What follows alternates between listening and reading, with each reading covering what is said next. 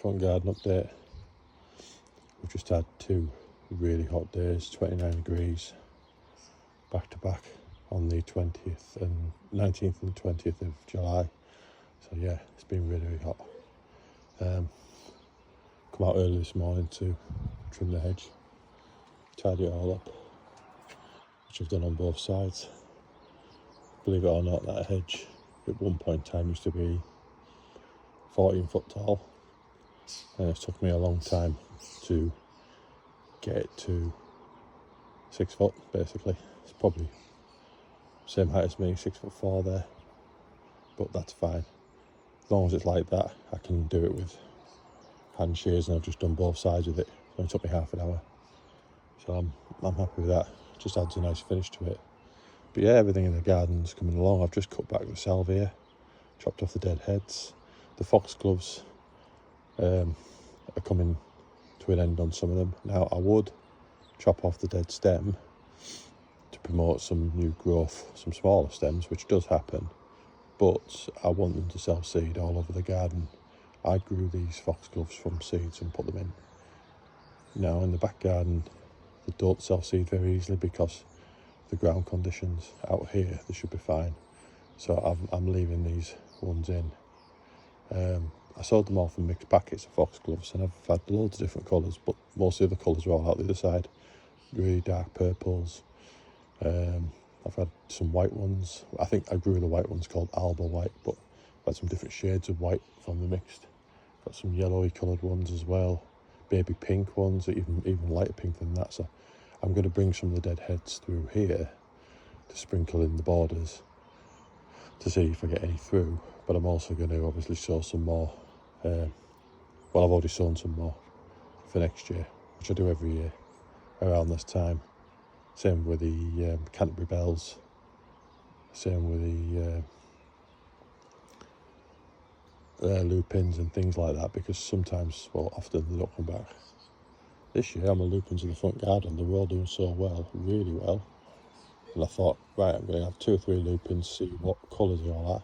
And then the slugs came along and annihilated them, just as they were getting the flower heads on. So I still don't know what colour they are. Bit annoying, is that? I need to tie some of these roses back because they're doing really well, but I need to come out and do that probably later today. I've just done a little bit of tidying. I've moved the big pot that was there, which had this tree in it, and I've moved that to here, just because I wanted to give some more growth over there for the lavender, the salvias. I've got a baby pink geranium in between the middle of them, and I've just put another salvia at the front, so I just want to give a bit of room to move. What I'm watching now is to see how well the hydrangeas do. There's 3 hydrangeas in there. There's one over there just beside the water fountain, which doesn't work, but I use it as a... It does work, but I don't use it, sorry, as a fountain. I use it more for feeding the birds. But I've got different hydrangeas kicking about in here. A lot of them just grown on from... a lot of them just grown on from cuttings. See, that needs tying back, that rose, look, it's fell right over. So yeah, I'm going to visit a day. Now it's a bit cold anyway, but still going strong. It's been a good packet, this. This is just mixed lobelia, but this one, don't normally get this one. It looks really good with the Nesmia. Very similar, you can't tell the difference, but from a distance anyway. But this one's come on leaps and bounds. I'll buy that again. So yeah, it's all looking good. The nasturtiums is the first time I've ever done nasturtiums, surprisingly. I mean, the antirrhinums, I've grown all these from seed and I'll be spreading them everywhere. I've got them all over both gardens now, which is great. So I don't have to keep sowing them as biennials or annuals, sorry, or perennials, because that's what they are. But I don't have to keep sowing them now because I've got to the stage where they're self-seeding. So yeah, I'm all good there.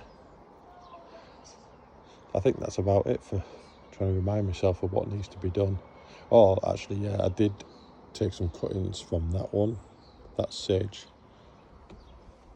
Grew it on in water, got to a good size plant. I planted another one there, so in this gap here there's some pots, so next year that should be spilling out on that side. So we'll see if that does happen.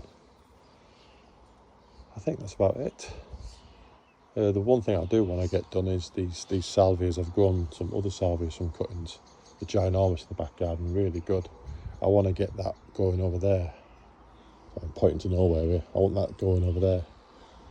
Not just the hot lips, because there's two here. There's another one gone in there. But I want to get the other salvias growing in that gap there, just add a bit more colour on that side. But yeah, happy with it so far. It's done what I wanted. Just a reminder on, I was going to have the full garden dug up and flagged.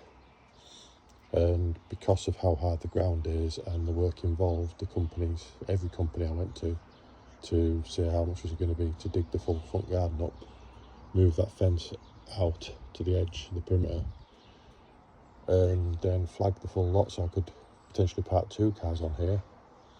And every single quote was over £5,000, and I just didn't really want to pay that just for flagging and tidying up the front garden. So I just thought, right, I'm going to turn it into a bit of a cottagey feel, fill it with as many flowers as I can, put a little footpath into the bins, and I'm pleased they have done. I'm pleased they have. The piece of land out the front is owned by the council, but we got letters from the council a long time ago saying they're no longer going to look after it, and we can look after it if we want. And a lot of neighbours have moved the fences out, so nothing's been said. That's been done the last few years. So I'm going to, for now, build up that full piece of land at the front to make a really nice mixed hedge with hollies and just everything I can think of, really.